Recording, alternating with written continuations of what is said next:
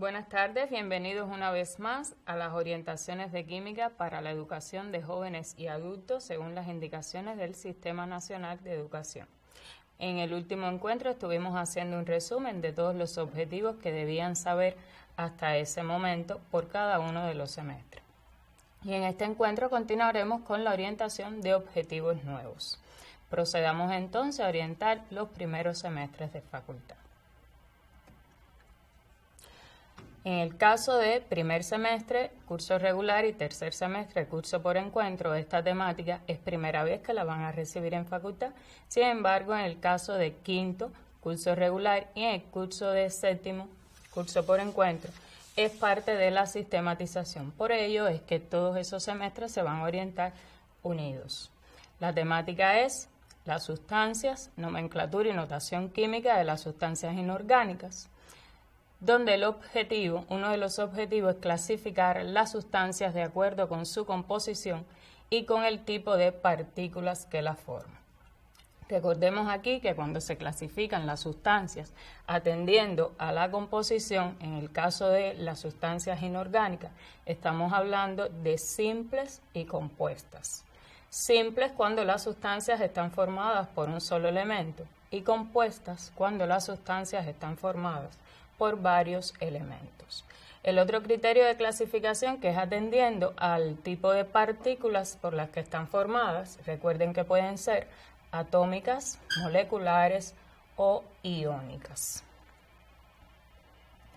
Pasemos al segundo objetivo, que es nombrar y formular sustancias simples, óxidos, sales, hidróxidos metálicos y no metálicos, que anteriormente estos hidróxidos no metálicos eran llamados ácidos u oxácidos, haciendo uso de la tabla periódica y de la tabla de iones.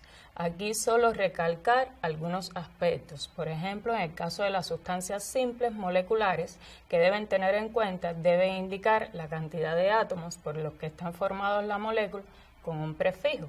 Y en el caso de aquellas sustancias compuestas que tengan un elemento metálico, donde este elemento tenga varios números de oxidación, hay que especificarlo con un número romano y entre paréntesis.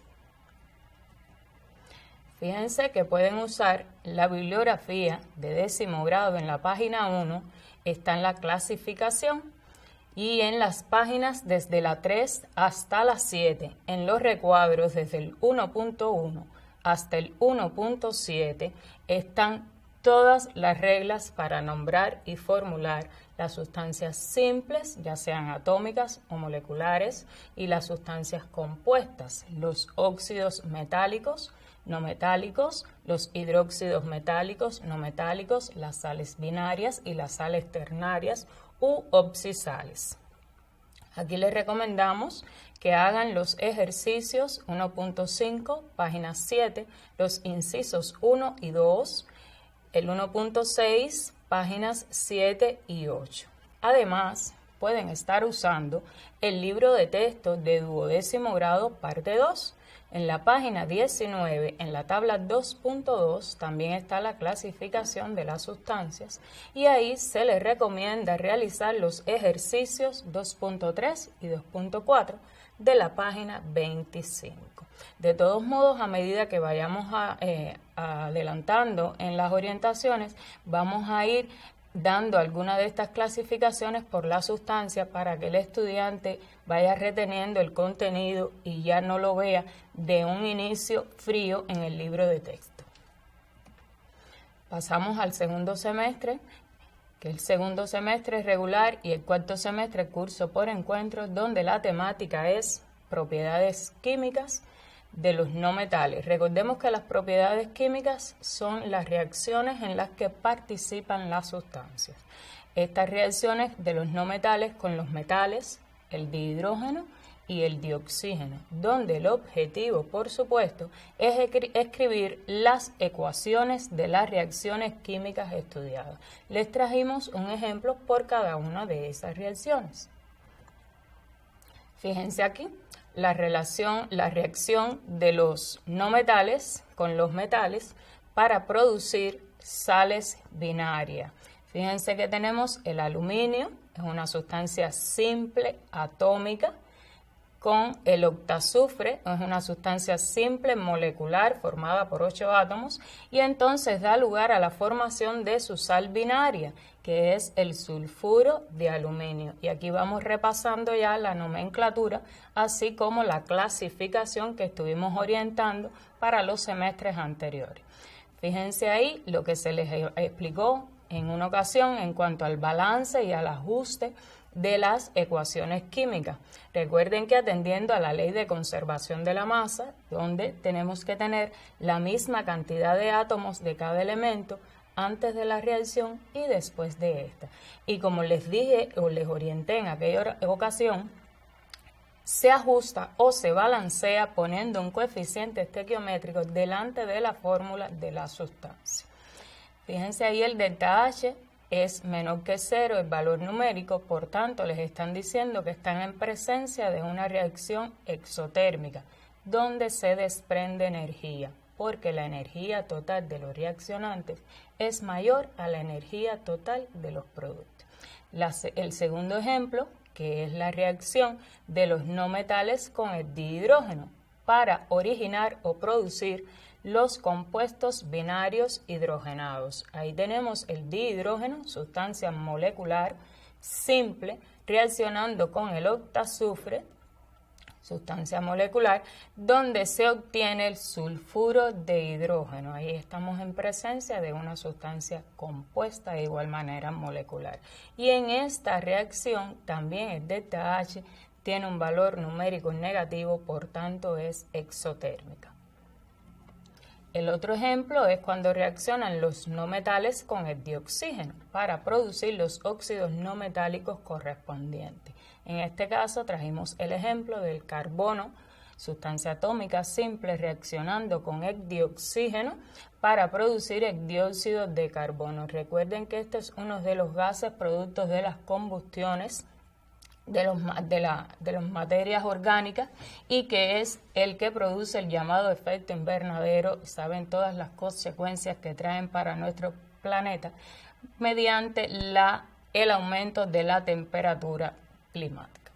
Seguimos entonces orientando en la bibliografía donde pueden encontrar este contenido. En el libro de texto de 10º grado, página 97, y pueden estar resolviendo los ejercicios 6.8 y 6.10, páginas 97 y 98. Pasemos a orientar el próximo semestre, que son los semestres tercero curso regular y quinto curso por encuentro, donde ahí la temática es los electrolitos, tipos de electrolitos, reglas de fortaleza y solubilidad, notación iónica, constante de equilibrio de electrolitos débiles y solubles, constante de equilibrio de electrolitos poco solubles. Los objetivos. El primer objetivo es representar iónicamente los distintos tipos de electrolitos, escribir la ecuación de la KI y de la KPS. Vamos a ver, les trajimos una tablita para que vean cómo se representan los distintos tipos de electrolitos a partir de la clasificación según las reglas de fortaleza y solubilidad.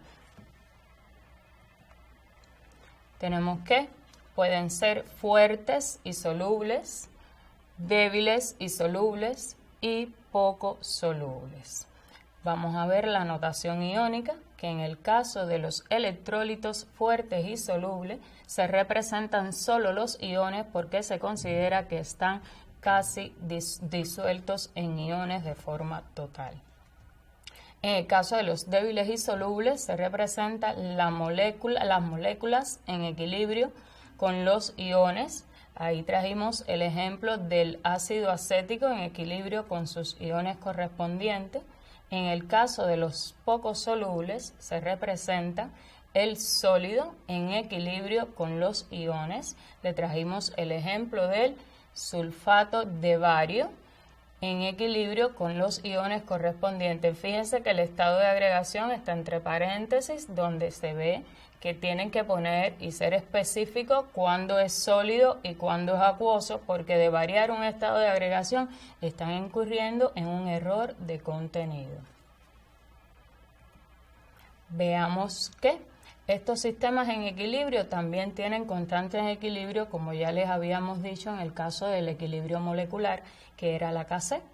Y de igual manera, para ellos se cumple el principio de Le Chatelier-Brown.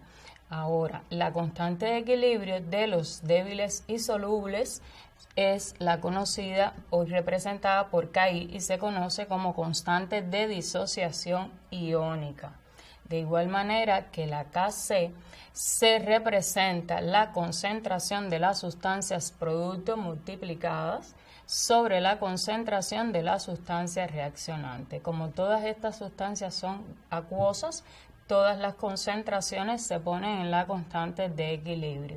Deben tener cuidado y poner las cargas de los iones, al igual que si tienen un coeficiente estequiométrico, ese coeficiente pasa de exponente de la concentración. Fíjense que esta constante de equilibrio, la expresión general, la pueden encontrar en el libro de texto de 11º grado en la página 86. Pasemos a ver la próxima constante de equilibrio. En el caso de los electrolitos poco solubles se representa por Kps y se le conoce con el nombre de constante de producto de solubilidad. Fíjense que en el caso de los pocos insolubles no se pone la concentración del sólido. Recuerden que esto lo venimos orientando desde la Kc. Solo se pone la concentración de los iones. Y de igual manera, reitero, si estos iones tuvieran un coeficiente estequiométrico delante, se pone de exponente de la concentración y siempre es multiplicado.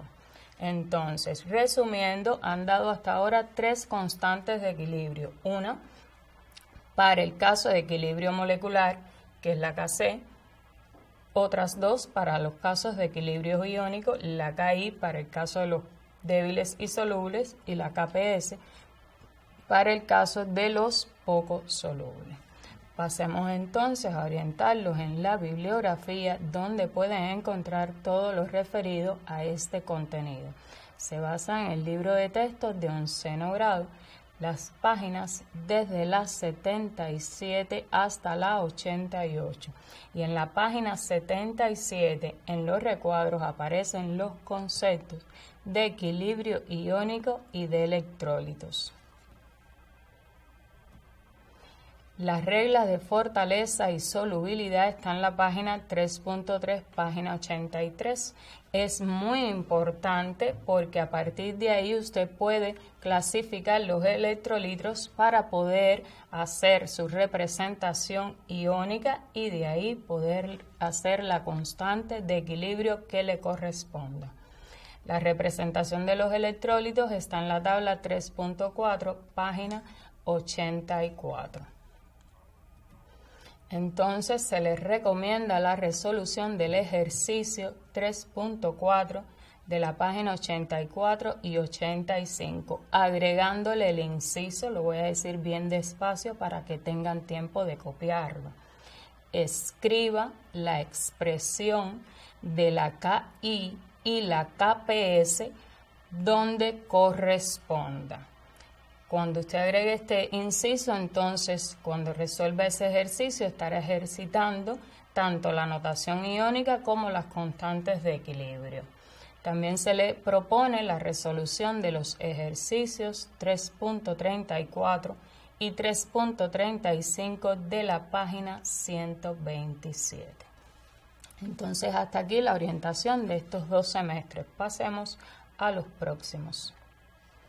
En el caso de cuarto semestre curso regular y sexto semestre curso por encuentro, también la temática es propiedades químicas de los metales, la corrosión de los metales. Como le había orientado anteriormente, propiedades químicas no es más que las reacciones donde se ven implicados los metales. Y el objetivo es escribir las ecuaciones de las propiedades químicas de los metales. Entonces les trajimos ejemplos de algunas de ellas.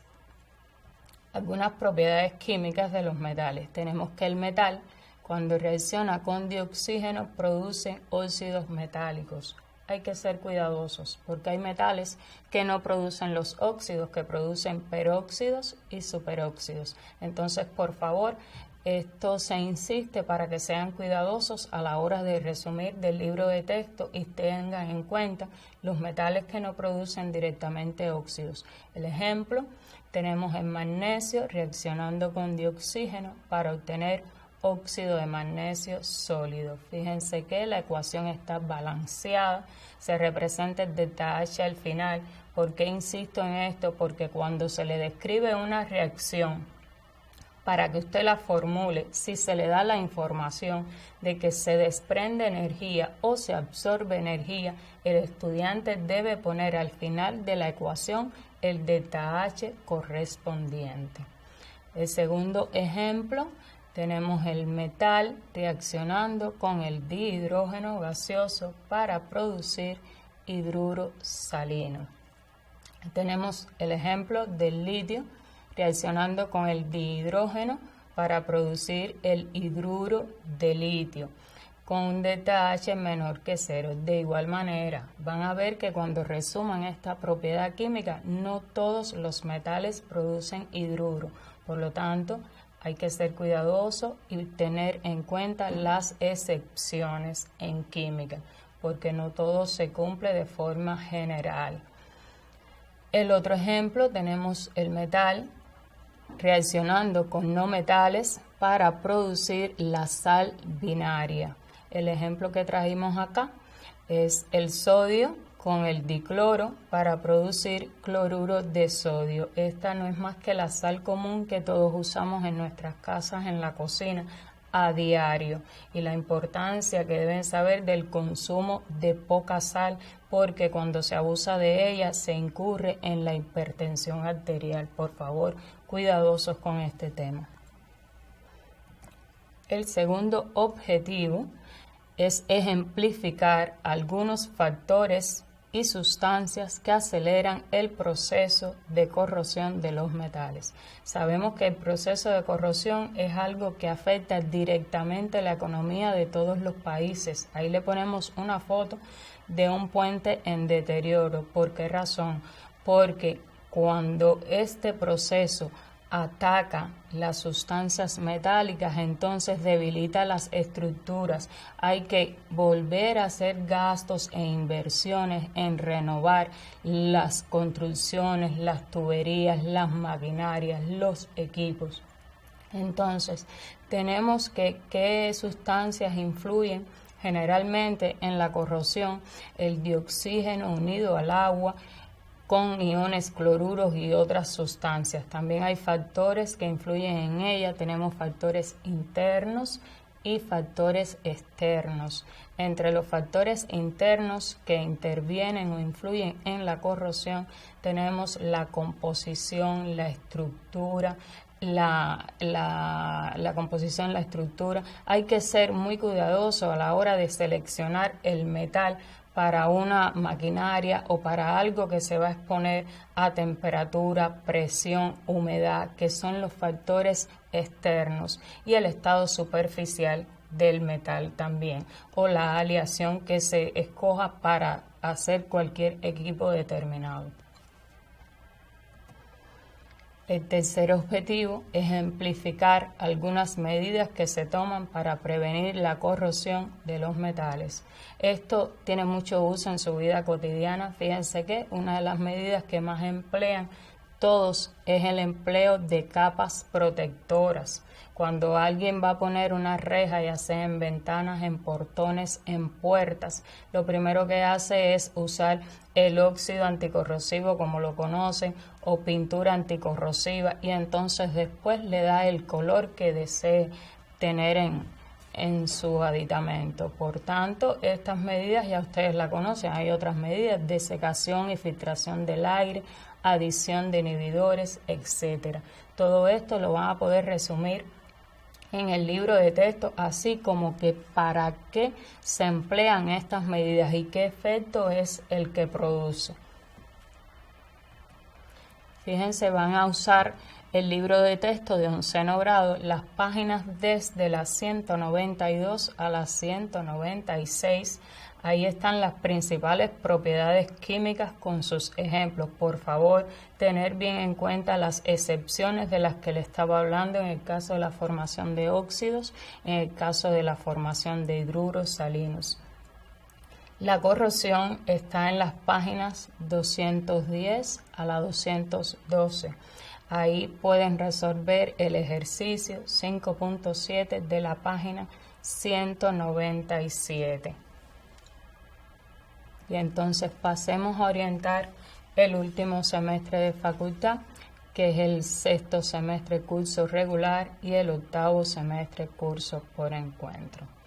La temática: resolver problemas químicos con cálculos relacionados con reacciones químicas. En este caso nada más va a ser masa-masa. En octavo semestre, en la segunda unidad, tienen muchísimos problemas químicos, tienen masa-masa, masa-volumen, volumen-volumen, con porciento de pureza, pero debido a las condiciones que estamos afrontando hubo que hacer reajustes en la grada curricular, por tanto vamos a irlos trabajando de forma despacio y comenzamos ahora con el masa-masa, donde el objetivo es resolver problemas químicos de cálculos basados en reacciones químicas donde se establezcan las relaciones masa-masa.